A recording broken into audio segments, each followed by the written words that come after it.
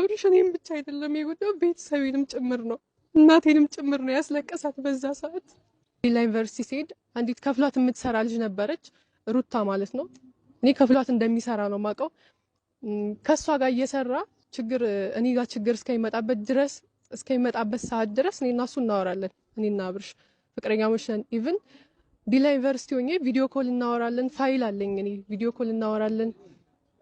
ፎቶ የተነሳናቸው ከዛ በፊት ዲላ ዩኒቨርሲቲ ከመሄዴ በፊት የተነሳናቸው ብዙ ፎቶዎች አሉኝ።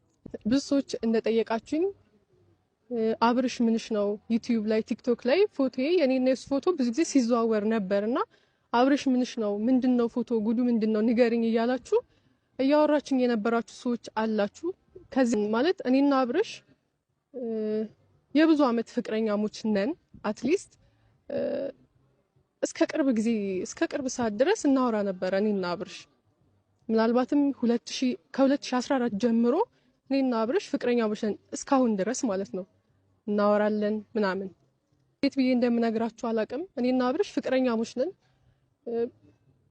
አብዛኛው ሰዎችም ያውቃሉ፣ ብዙ ሰዎች ያውቃሉ የእነሱን ሪሌሽን ማለት ነው። ምናልባት እኔ ዲላ ዩኒቨርሲቲ እንደነበርኩም ብዙ ሰዎች ታውቃላችሁ። ዲላ ዩኒቨርሲቲ ሲሄድ አንዲት ከፍሏት የምትሰራ ልጅ ነበረች፣ ሩታ ማለት ነው።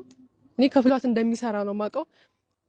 ከሷ ጋር እየሰራ እኔ ጋር ችግር እስከሚመጣበት ሰዓት ድረስ እኔና እሱ እናወራለን። እኔና አብርሽ ፍቅረኛሞች ነን። ኢቭን ዲላ ዩኒቨርሲቲ ሆኜ ቪዲዮ ኮል እናወራለን። ፋይል አለኝ እኔ ቪዲዮ ኮል እናወራለን። ፎቶ የተነሳናቸው ከዛ በፊት ዲላ ዩኒቨርሲቲ ከመሄዴ በፊት የተነሳናቸው ብዙ ፎቶዎች አሉኝ እኔና አብርሽ ማለት ነው።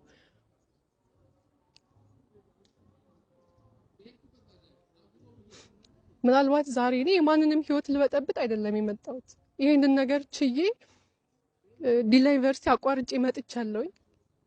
ማየውም ነገር ደስ ስላላለኝ ቪዲዮ ላይ ብዙ ነገሮችን አያለው። አብርሽ ሽማግሌ ላከ፣ አብርሽ ከሩታ ጋር እንደዚህ ሆነ ምናምን የሚባል ቪዲዮ ነው ማየውና ያኔ ራሱ ለአብርሽ ደውዬ እጠይቀዋለሁ። ምንድነው አብርሃም ይሄ ነገር ደስ አላለኝም፣ ምንድነው የምትሰራው ነገር እለዋለሁ ማለት ነው። ችግር የለውም ነፂ አታስቢ ይለኛል እሱ። ምንም ችግር የለም አታስቢ እያለኝ ብዙ የማጽናኛ ቃል እየሰጠኝ ውስጤ ሰላም ባይሰጠኝም ታውቃላችሁ ሪሌሽን ውስጥ ያላችሁ ሰዎች ምንም ሰላም አይሰጠኝም። በቃ እውነት ይሄ ነገር እውነት አደረጉት እንዴ?